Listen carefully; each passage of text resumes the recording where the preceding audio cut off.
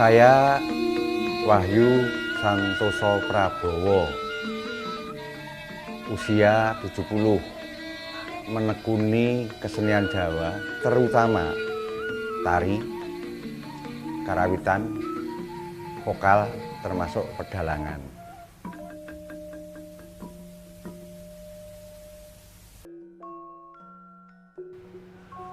Dari Tegal, kemudian merantau ke Solo, karena memang saya sangat ingin mendalami lebih jauh kesenian tradisi Jawa, terutama gaya Surakarta, termasuk tari, karawitan, dan juga vokal. Saya tentu saja menyukai karya-karya dalam tanda petik klasik, karya-karya tari tradisi yang ada di keraton, karena itu memiliki kekuatan yang luar biasa menurut saya. Dan tidak hanya satu karya tari saja, tapi di dalamnya banyak sekali makna-makna filosofis yang itu menjadi penting di dalam perjalanan kehidupan saya paling tidak. Empu-empu tari itulah yang saya juga sangat menyukai. Karena apa? Karena didasarkan atas proses yang panjang, kreativitasnya, kemudian juga banyak nilai-nilai filosofis, makna-makna yang bermanfaat bagi kehidupan.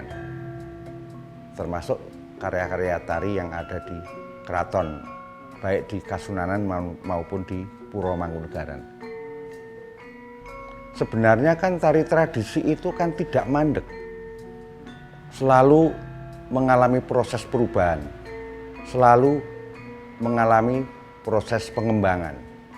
Karena apa? Karena seniman-seniman itu memang mengandalkan daya kreativitasnya itu di dalam menciptakan karya tari atau di dalam menari. Itu berdasarkan situasi yang terjadi dan juga perubahan zaman. Jadi menurut saya tari tradisi itu, tradisi dari keraton maupun kerakyatan, itu sifatnya adalah kekinian atau yang kita kenal sekarang sifatnya kontemporer. Harus selalu mengikuti perkembangan zaman.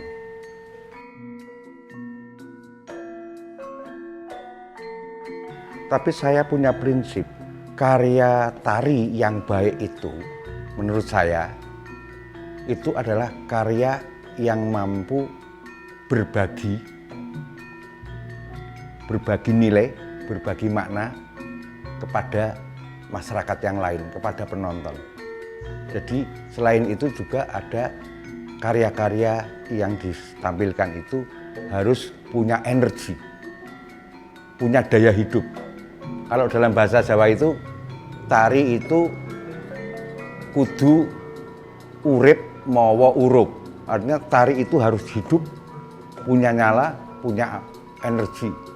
Dan urip hanguripi, artinya tidak berhenti pada karyanya, tapi mampu berbagai nilai, berbagai makna, nilai-nilai kemanusiaan, nilai-nilai cinta, nilai-nilai yang hubungannya dengan lingkungan, kasih sayang, nilai-nilai ketuhanan.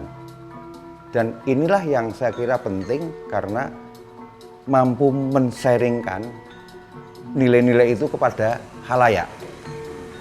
Dengan harapan khalayak itu juga akan menangkap itu dan akan merasakan, oh ternyata nilai-nilai cinta itu, nilai kasih sayang, kerukunan, kedamaian itu menjadi penting bagi perjalanan kehidupan manusia itu.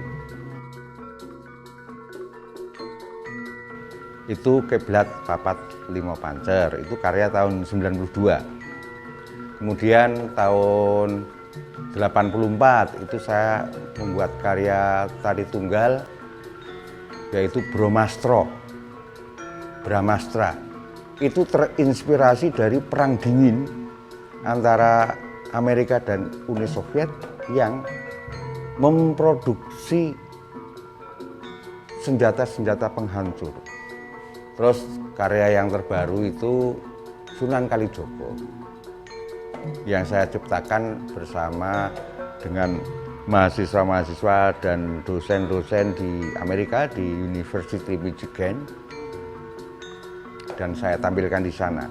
Seniman itu dalam situasi apapun itu harus selalu berproses secara intens dalam pengertian melatih, menjaga ketubuhannya sebagai penari, terus berproses dan juga terus melakukan proses kreatif, menciptakan karya-karya baru meskipun dalam bentuk karya yang pendek melalui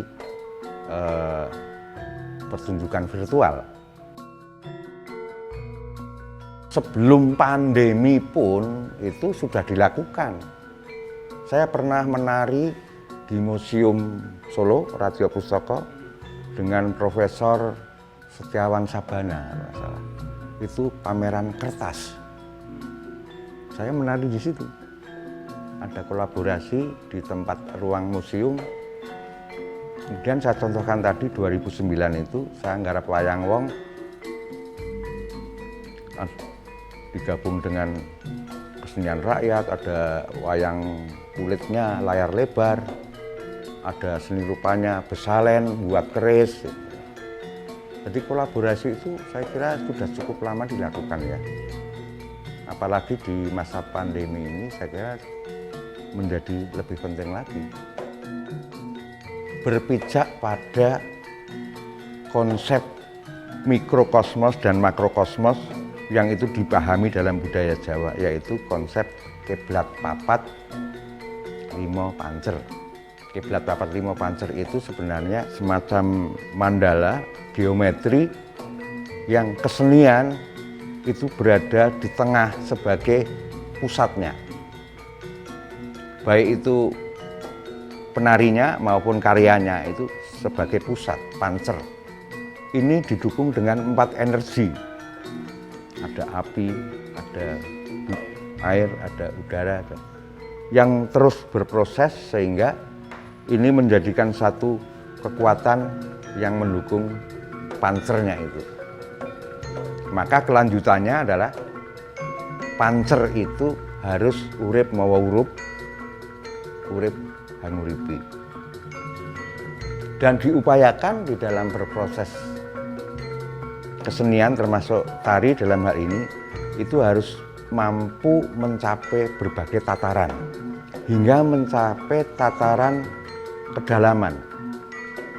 Karyanya itu atau kepenariannya itu mampu memunculkan daya spiritual magis yang dalam hal ini akan membuka kesadaran manusia bahwa manusia itu hidup ada yang menciptakan.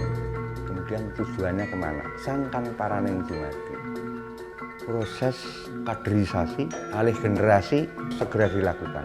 Tidak hanya secara fisik saja kalau tari, tapi juga tentang pemahaman filosofisnya, tentang nilai-nilai yang terkandung di dalam kesenian itu. Ini harus selalu terus diproses sehingga tidak akan terputus antara generasi sebelumnya dengan generasi yang akan datang.